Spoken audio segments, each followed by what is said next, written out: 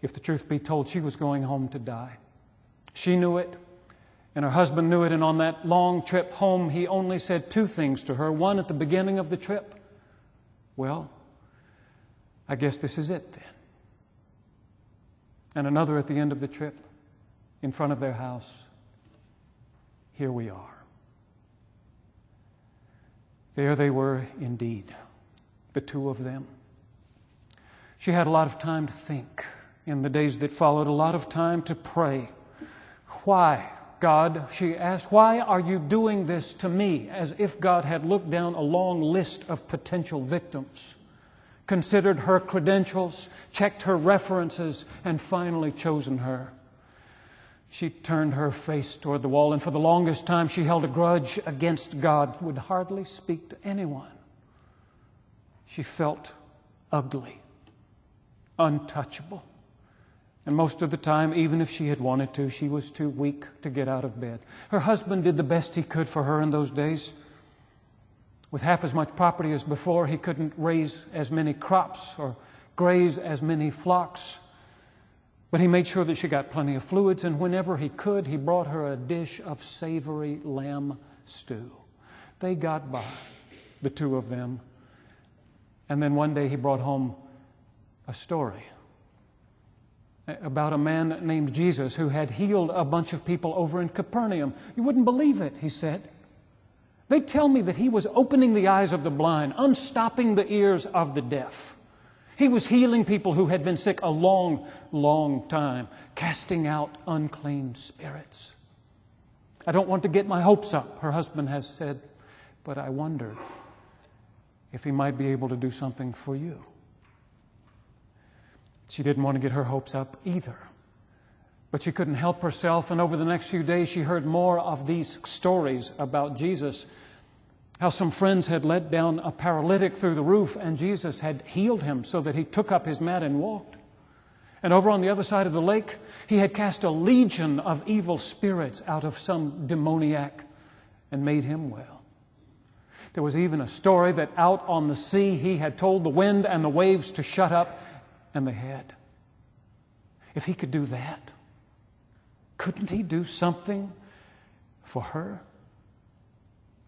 And so one morning when a neighbor knocked on the door and told her breathlessly that Jesus was just down the road, she summoned the last of her strength, put her shawl around her shoulders, and headed off down the road to see him for herself.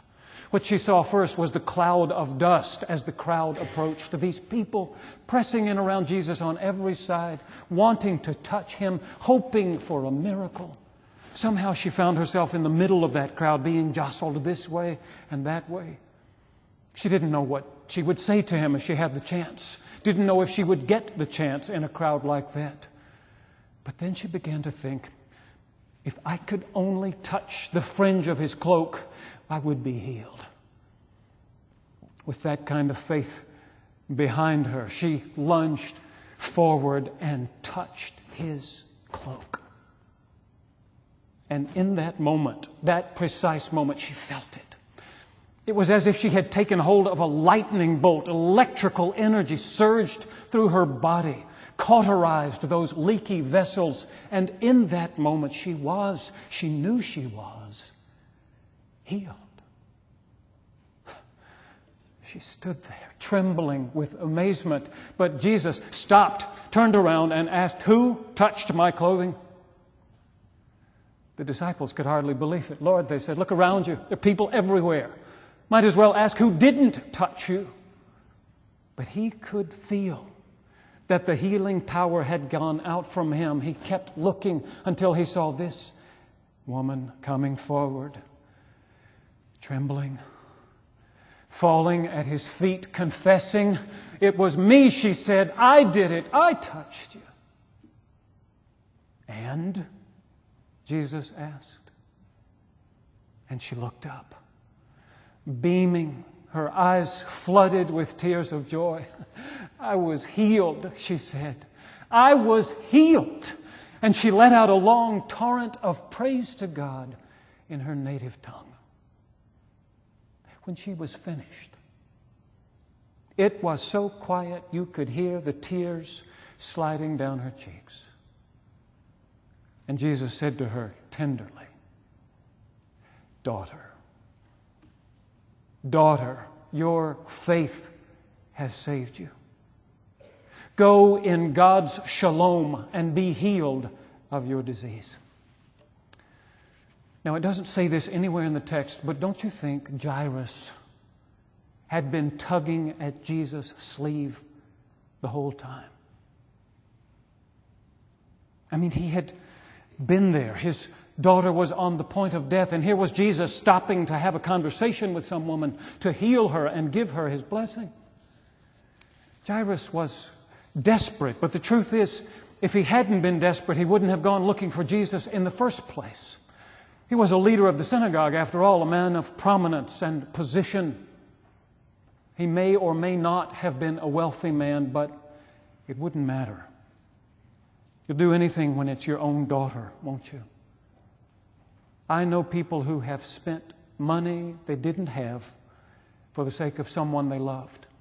And when one treatment didn't work, they would try another and another. They would do anything, until finally they had done everything, and the doctor came out shaking his head, saying, "I'm sorry. I don't know what else to do." When that time came for Jairus, he got up from where he was sitting, grabbed his hat and coat, and went out looking for Jesus, this faith healer he had heard so much about. His sophisticated friends would have laughed at him, but he didn't care. He was desperate enough to do anything, even this. And when he found Jesus, he fell down at his feet, sobbing, begging him to do something for his daughter. It was the most heartbreaking thing you can imagine. Jairus, this leader of the synagogue, on his hands and knees, begging Jesus and blubbering like a baby. But it was his baby he was trying to save. And he didn't care how desperate he looked.